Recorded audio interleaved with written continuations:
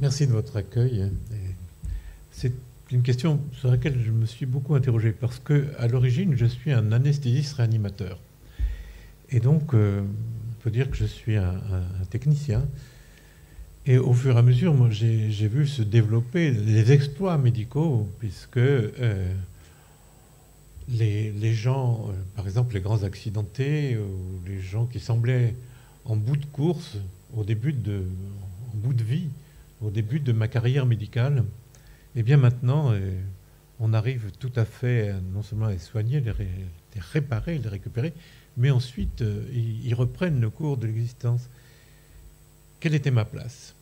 Je me suis dit, c'est vrai, j'ai été un bon technicien, un bon anesthésiste réanimateur. Et j'ai été la personne la plus importante de leur vie aux gens que je rencontrais, qui arrivaient dans le service, à Henri-Mondor, à Créteil, là où j'exerçais.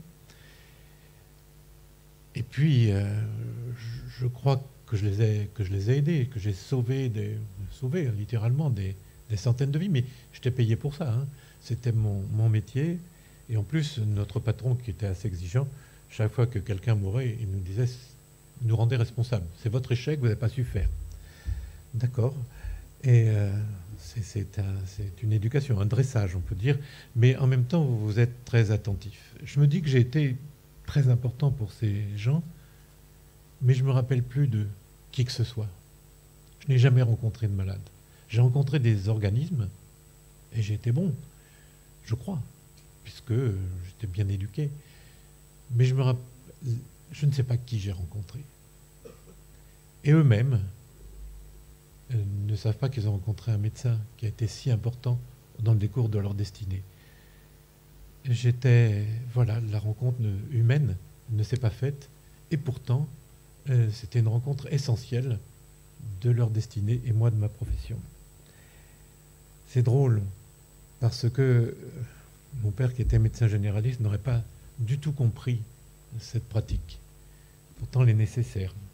Après, on a parlé acharnement thérapeutique. Moi, il y a acharnement, parce qu'on a repoussé les limites de la réanimation. Il a bien fallu être audacieux, et pour le malade, et pour les médecins, jusqu'à ce que le simple bon sens dit, mais où est-ce qu'on est? Si les gens ne s'étaient pas acharnés, on n'aurait pas pu gagner, on n'aurait pas eu des années et des années de vie. Je me souviens, et d'ailleurs elle habite, c'est ma voisine, d'une dame, qui est maintenant une vieille dame. Elle est la rescapée de la grande épidémie de polio des années 50. Elle a fait toute sa scolarité dans un poumon d'acier, elle a vu le monde à l'envers dans un miroir. Et puis, petit à petit, elle a échappé à la mort. Elle a pu être autonome pour respirer, puis elle s'est mise à marcher, évidemment. Elle ne fait pas d'exploit, mais elle a construit sa vie, et elle est au bout de sa vie maintenant, et ça a été formidable, ce don. Et parce qu'on s'est acharné à l'époque. Donc il ne faut pas aller trop vite quand on se demande ce qu'on fait. Et il y a une place considérable pour le soin palliatif, qui n'est pas forcément le soin de fin de vie. C'est le soin d'autres choses que des molécules, d'autres choses que des médicaments, que d'autres choses que des techniques. Les soins palliatifs, on peut dire aussi que c'est des soins d'accompagnement, c'est des soins, ce que vous disiez tout à l'heure, des soins de l'être. Et pour le moment, ça n'est pas encore décrit. C'est pour ça que vous avez cherché les mots entre bénévole, volontaire. Moi, lorsque j'ai créé au SAMU social, j'avais des gens que je formais, des professionnels, et en même temps, j'avais créé une équipe que j'avais appelée les Samaritains, en souvenir de la parabole du Samaritain, vous savez, où il y a un homme qui se fait rouer de coups, il est laissé pour à moitié mort dans le fossé, puis il arrive pardonnez-moi de vous la rappeler, parce que il arrive un prêtre, un notable, qui le regarde, et c'était chez les Juifs de l'Antiquité. Bon, il est en train de mourir, c'est impur, donc il passe son chemin. Puis arrive l'aide, le bedeau, qui le regarde aussi, mais il dit, qu'est-ce que je peux faire? D'abord, je ne sais pas faire, et puis ensuite, qui c'est ce gars-là? Et il passe son chemin. Puis arrive un marchand qui le voit, il le prend, il le conduit jusqu'à l'hôtel, jusqu'à l'auberge, il lui fait des pansements. Et puis, il dit à l'aubergiste, écoute, je te paye son séjour, et puis si ça dépasse, avant qu'il soit guéri, quand je reviens, je te payerai le plus. C'était le Samaritain. Eh bien, un Samaritain, il fait ce qu'il peut, il n'est pas professionnel, mais il donne sa bonne volonté, il donne son souci de l'autre, et c'est pour ça que je les ai appelés Samaritains. Alors évidemment, ils sont un peu, on m'a fait des reproches sur le sujet que vous avez soulevé, entre le professionnel et le bénévole, où est la place de l'un, de l'autre, surtout dans le monde, dans le domaine du social. On n'arrive pas à donner les limites, si vous êtes arrivé à l'exploit que je vais retenir, d'avoir un contrat signé avec les syndicats en disant écoutez, nous, on ne viendra pas chez vous, vous ne viendrez pas chez nous. C'est important. Donc, cette qualité d'être, vous savez bien qu'en médecine, on fait la différence entre le care et le cure. Le cure, c'est des soins durs, et le care, des soins d'accompagnement. Mais autant on sait ce que ça veut dire le cure, c'est-à-dire du soin, la quantité d'heures qu'il faut pour former un professionnel, la quantité de médicaments. Et donc, tout ça, c'est des procédures très claires. Autant le care, on ne sait pas. Et je me souviens, je ne dirais pas le nom de l'hôpital, mais il y avait une jeune infirmière qui était juste sortie de l'école. Et puis il y avait dans le service une grand-mère qui, un soir de plus, une nuit de plus, elle allait affronter la solitude dans ce grand hôpital avec ses douleurs. Puis on la soignait. Hein. Et elle s'est arrêtée, elle lui tenait la main, puis elle lui parlait, elle lui a remonté son oreiller, puis elle pensait sans doute à sa propre grand-mère. Et la surveillante est passée en disant « Écoute, au lieu de perdre ton temps comme ça, tu ferais mieux d'aller poser tes perfusions. » Le care, cet accompagnement-là, c'était pas compris dans le soin. Petit à petit, et on gagne du terrain, petit à petit, on comprend qu'il faut donner de l'être. Mais qu'est-ce qu'on donne ? Je voudrais faire de l'anthropologie, j'y ai réfléchi.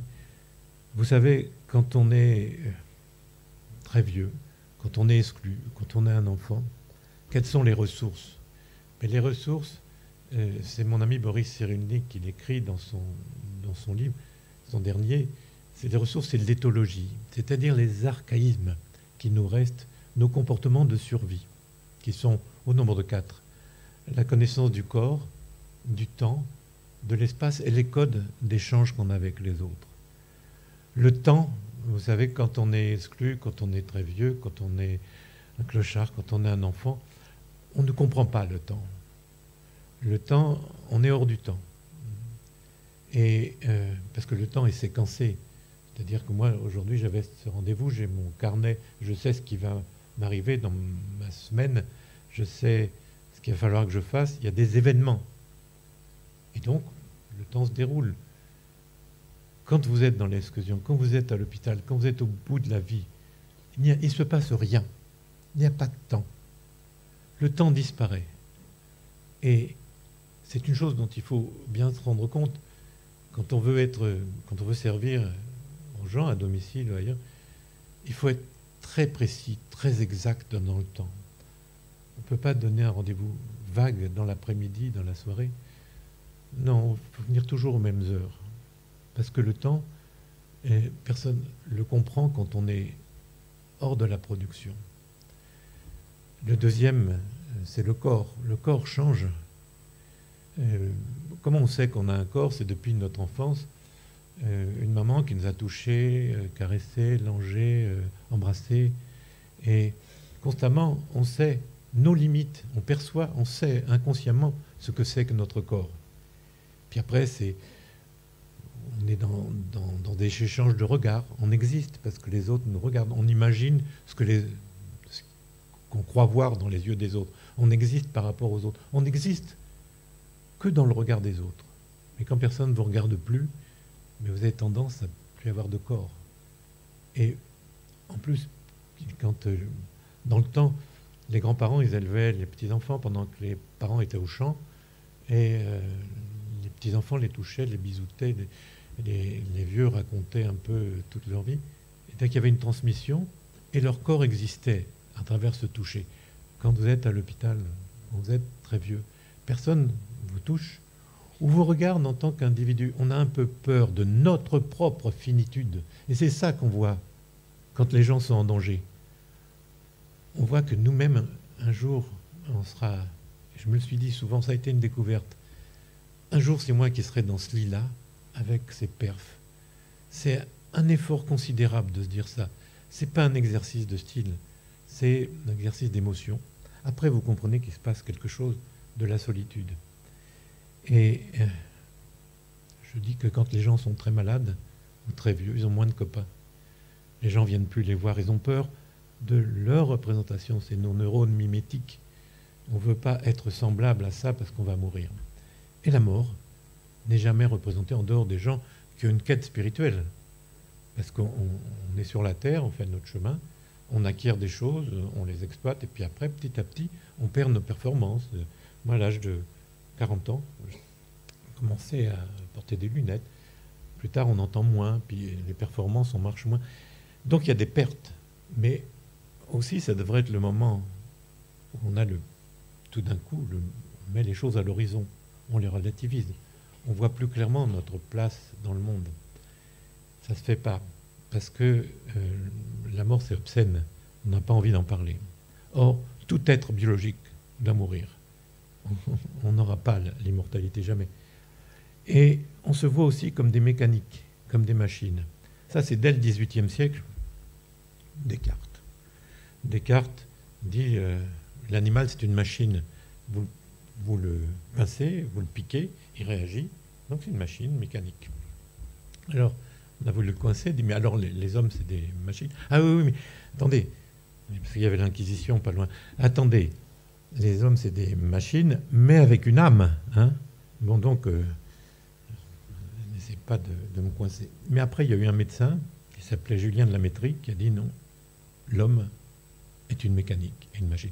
À partir de ce moment-là, on a fait des progrès en médecine. Parce qu'on a considéré, et c'était aussi l'ère industrielle, qu'on était une mécanique. Une machine, comme les automates de Canson, une machine. Et là, la médecine a bien marché, on s'est débarrassé des humeurs, des ci, des ça, et de nos destinées, on était une mécanique. Et c'est vrai, l'ange ne va pas, on la remplace, le cœur, on peut le remplacer, les poumons, le foie, le cerveau, non, mais tout le reste, on peut le remplacer comme une mécanique, on peut se faire réparer. Mais on a oublié une chose, certes, on est des mécaniques, mais quand on veut faire une machine qui fait du chaud, on fait un radiateur. Quand on veut une machine qui fait du froid, on fait un frigidaire. Une machine mobile, on fait une voiture. Et la finalité de la machine homme, c'est quoi? La machine homme, c'est de produire du sens et de l'amour. Et j'ai compris que depuis qu'on est sur la Terre, on ne peut grandir, on ne peut pousser, on ne peut devenir, et c'est toute l'histoire de toute notre vie, je veux être aimé. Je l'ai vu, je veux être aimé parce que je suis un bel enfant, je veux être aimé parce que je suis une belle jeune fille, je veux être aimé parce que je suis costaud, un homme puissant, je veux être aimé parce que je suis politique, je veux être aimé parce que j'ai des talents, je veux être aimé parce que je suis infirme, je veux être aimé parce que je suis vieux. Et donc, chacun, moi, les autres, tout le monde, espère retrouver cette affection chez les autres. Alors évidemment, pour être aimé, il faut aimer aussi un peu. Et on est plutôt radins en amour les uns les autres. Et je crois que c'est ce qu'on guette. C'est donne-moi un petit peu de ta lumière, donne-moi un peu de ton affection, donne-moi un peu de ton... Oui, j'y ai droit parce que je suis un homme. C'est là-dessus que j'ai, comment dirais-je, poussé un peu mon interrogation d'anesthésiste réanimateur. Après, évidemment, mon boulot, c'était de calmer la douleur. Mais la douleur, vous savez, on est la première culture, la première civilisation où vous allez au bistrot et vous dites j'ai mal à la tête, on vous donne de l'aspirine. Mais c'est la première civilisation qui a combattu la douleur comme ça, qu'on ne supporte plus la moindre douleur. Alors que les anciennes sociétés, elles serraient les dents. Il n'y avait pas de remède. Et donc, qu'est-ce qu'on est devenu douillet, en tout cas dans la civilisation occidentale? Qu'est-ce que c'est que la souffrance? La souffrance physique, donc on a moyen de la combattre. Et la douleur, plutôt. La douleur m'a amené sur la souffrance. Il y a 4 types de souffrance que j'ai pu repérer dans mon histoire à Médecins sans frontières, au SAMU social, en réanimation. J'ai toujours vu les 4 douleurs, les 4 souffrances. La souffrance physique, finalement, il y en a les moyens de la combattre. Il ne faut pas laisser les gens souffrir. Mais je sais que dans la Bible, tu accoucheras dans la douleur, c'est ton sort d'avoir mal, de souffrir. Bref, tout ça, c'est des vieilles lunes maintenant. On sait combattre la douleur et on ne doit pas la supporter. La souffrance psychique. La souffrance psychique.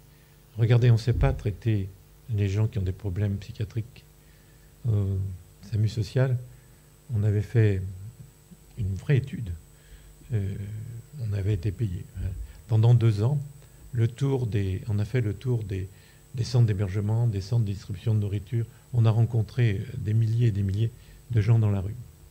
30% des gens dans les rues de Paris ont des problèmes psychiatriques lourds et avérés. Et où est-ce qu'ils sont? Où est-ce qu'on peut les mettre? Qu'est-ce que c'est que cette souffrance où on a sans doute tout le temps des hallucinations, des voix? Eh bien, il n'y a plus la place. Et les gens, vous les voyez dans les rues, sous les abribus, en train d'essayer d'atténuer ces souffrances psychiques. Et puis il y a la souffrance thymique, c'est-à-dire celle des émotions. Il suffit d'aller au cinéma voir quelque chose qui est bouleversant, et vous avez des émotions que vous ne contrôlez pas, qui viennent, vous en avez les larmes aux yeux. C'est des émotions, j'allais dire, par rapport à vos clichés, par rapport à notre culture. Tout d'un coup, ça nous paraît attendrissant. Les larmes d'un enfant ou une vieille personne à abandon, c'est une émotion qui vous vient, qui est incontrôlable. Et on est aussi avec cette souffrance thymique. Et puis bien sûr, il y a la souffrance sociale.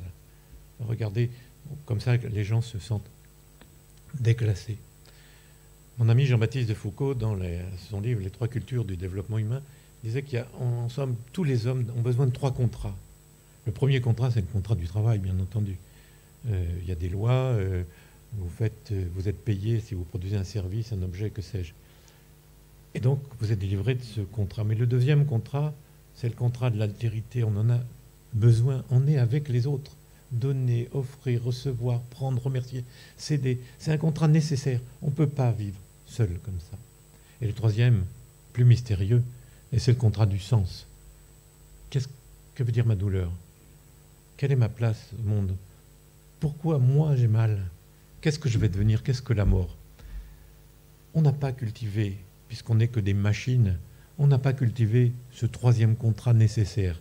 À peine le deuxième, qui est le contrat de l'altérité, et tout le monde insiste sur le contrat du boulot, bien sûr, mais il y a tout le reste qui nous ramène au monde des vivants. Je veux dire que la douleur, la souffrance, on peut la combattre en étant dans le monde du symbole. Ça répond au pourquoi de ma douleur. On disait avant, quand on n'avait pas de remède, c'est le dolorisme, c'était les chrétiens du 19e siècle, nous disions que c'est des épreuves. Et les épreuves vous transforment. C'est comme ça que vous gagnez votre paradis avec les souffrances. Bon, Dieu merci, on s'est débarrassé de ça. Enfin, je crois. Ça ne veut rien dire, la douleur. Il faut la combattre. Et les gens, comment on fait pour les accompagner? Je vais y venir. Comment on fait? Un jour, au début du SAMU social, au coin de la rue de Tolbiac, de l'avenue d'Italie, je me souviens très bien parce que ça m'avait marqué, il y avait un pauvre monsieur dans son petit coin, là, juste à côté du marchand de légumes. Il était là, il faisait un peu froid. J'ai arrêté la camionnette et on va aller voir ce monsieur. Et je me suis penché.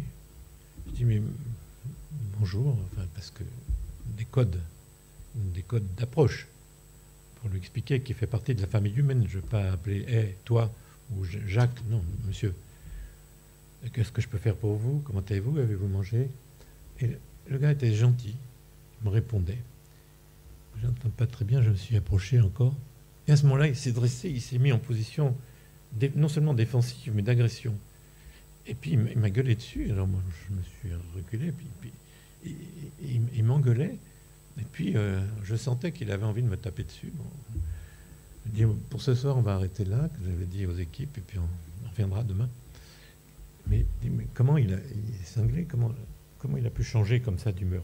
Vous savez ce que j'avais fait? J'avais marché sur son carton. Le carton, c'est pas pour isoler ses fesses de bitume, c'est pour montrer les limites, pas franchir les limites de lui. Et donc chacun autour de nous, on a un territoire privé. Déjà, avant de toucher quelqu'un, c'est extrêmement transgressif de toucher. À la rigueur, la main, parce que c'est le salut. J'ai l'habitude de dire bonjour, une pression de protection, d'amitié. C'est un geste de pacification, la main. Mais autrement, on n'a pas le droit de toucher. Et on n'a pas le droit de s'approcher trop.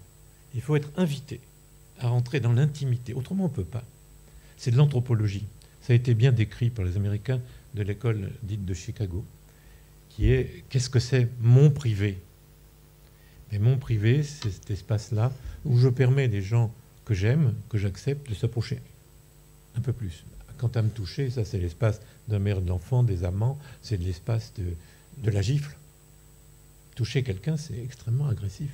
Dire quand on est dans le métro comme ça, l'un contre l'autre, on est quand même... Oui, mais qu'est-ce qu'on fait? On regarde au loin. Personne n'aurait l'idée de plonger ses yeux dans les yeux du voisin, parce que ça serait vu comme une agression. J'entre chez toi sans permission. Donc, il a fallu comprendre les limites de ce que j'apprenais aux Samaritains. Et puis, quand vous interrogez les gens, c'est jamais question-réponse. Plus les gens sont exclus, plus ils sont à l'abandon, plus la première consultation, le premier contact, ça dure 1 heure. Parce que les gens ne vont pas dire je te pose une question, tu me réponds, je t'en pose une. Non, non. Très souvent, c'est affectif. Il vous raconte combien il a été victime, combien il souffre, combien il est malheureux. Puis il revient là-dessus. Et puis, sans cesse. Et c'est circulaire. Et vous pouvez extraire l'information, il faut avoir le temps, puis avoir une grille pour comprendre qu'est-ce que je peux faire dans tout ce fatras de victimes, de malheur qui m'est donné. Tout d'un coup, qu'est-ce qui est bien et qui peut me servir? Alors, j'ai beaucoup lu aussi, puisque j'ai vu les gens mourir, c'était mon boulot, hein. Et Kubler-Ross, que chacun connaît, les 3 phases de l'agonie, puisqu'on parle de soins palliatifs. Il y a d'abord la révolte. Pourquoi je meurs? Pourquoi cette souffrance? Pourquoi ça m'arrive à moi? C'est les 3 phases. Et puis après, négociation. Si je pouvais vivre jusqu'au mariage du petit, ça serait... Et puis je vais essayer, mon Dieu, encore 2 mois. Et après, résignation. Et après, sérénité. 4. Pardon, j'avais dit 3, mais c'est 4. 4 phases. Où est-ce que vous en êtes? Est-ce que vous pouvez conduire les gens d'une phase à l'autre? Sauter des haies comme ça?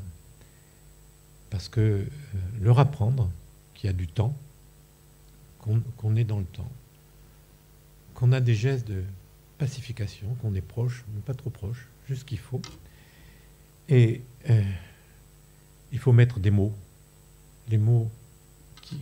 En fait, mon père qui était médecin disait, c'est le malade lui-même qui te donne son diagnostic. Écoute-le.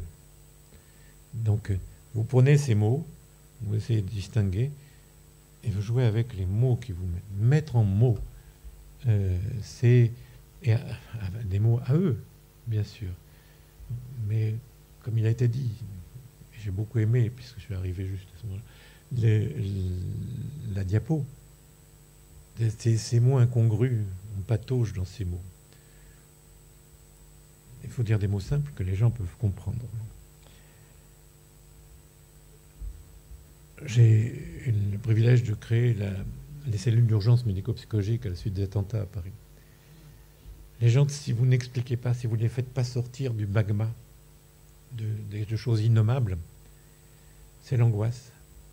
Il y a des gens qui ont subi les bombardements en 1945, qui sont très très vieux et qui ont une vie triste, une vie sans affect, une vie dans laquelle sans couleur, est terne, parce qu'on n'a pas pu leur faire sortir les mots.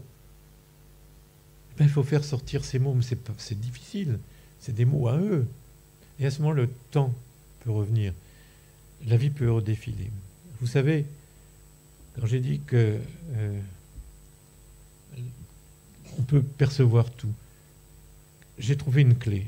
C'est pas moi qui l'ai trouvée, mais enfin, je l'ai comprise. C'est que dans le psychisme, il ne s'arrête jamais. Jusqu'à la dernière seconde de notre vie sur la Terre, on acquiert des choses. Même quand on est au fin fond de l'Alzheimer, on sent des lumières, la présence se sent, même quand on a coupé tous les ponts. On sent des impressions, on sent des couleurs différentes, des ambiances différentes, et on acquiert. Et donc, les gens ne sont jamais fixés dans un état. On est dans la dynamique de la vie.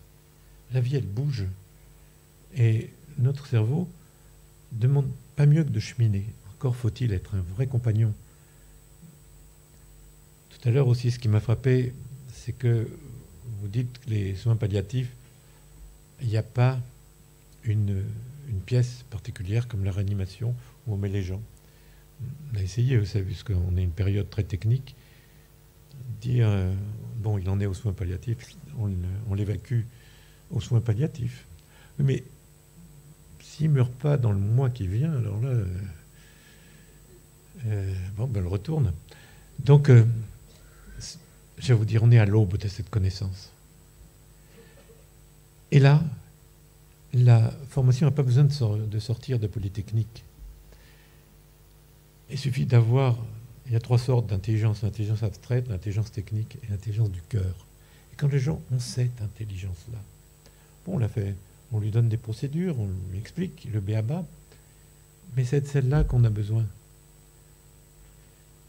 On est abandonné à la technique, on n'est encore que des mécaniques, on est à l'aube de ce qu'il faut faire.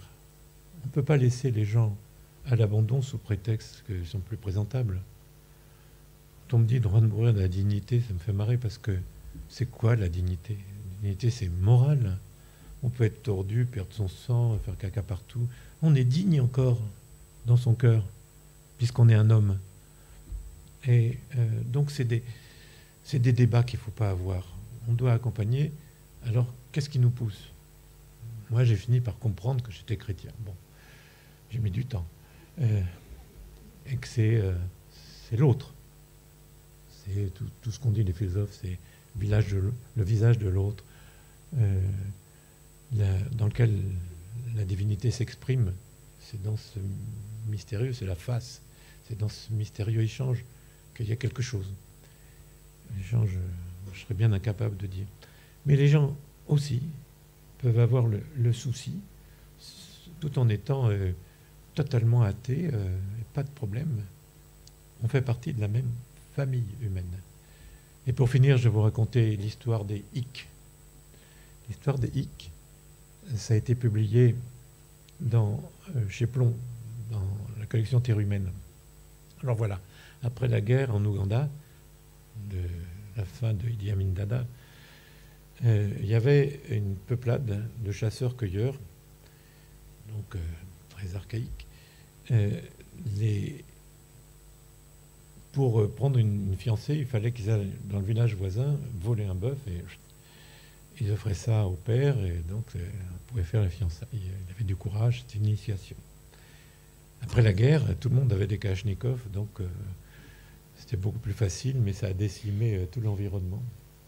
Alors les autorités ont dit, écoutez, on va les transférer, on va faire un parc national, on va leur prendre leurs armes, et puis on va garder leurs coutumes et pour en faire ce qu'ils voudront. Et on a envoyé un anthropologue, un sociologue américain, puis on dit, observez ce qui se passe dans ce dépaysement. Et donc, ils allaient faire une super publication. Et en effet, ils ont vu que la mère prenait la nourriture des enfants, les vieux étaient plus enterrés, chacun pour soi, la cruauté. Ils sont rentrés et puis ils ont dit à leur rédacteur en chef, regardez, une publication comme ça, vous n'en avez jamais eu. Et le rédacteur en chef a dit, mais vous ne serez pas publié. Il dit, regardez, enfin, personne n'a jamais fait ça. Regardez les photos. Oui, mais qu'est-ce que vous faisiez, vous, pendant que ces gens mouraient et quel était votre rôle? On prenait des notes, des photos. Ah oui, mais c'était vos frères humains. Vous n'êtes pas intervenus. Vous ne serez pas publié. Ça ne vaut rien, votre publication. Voilà.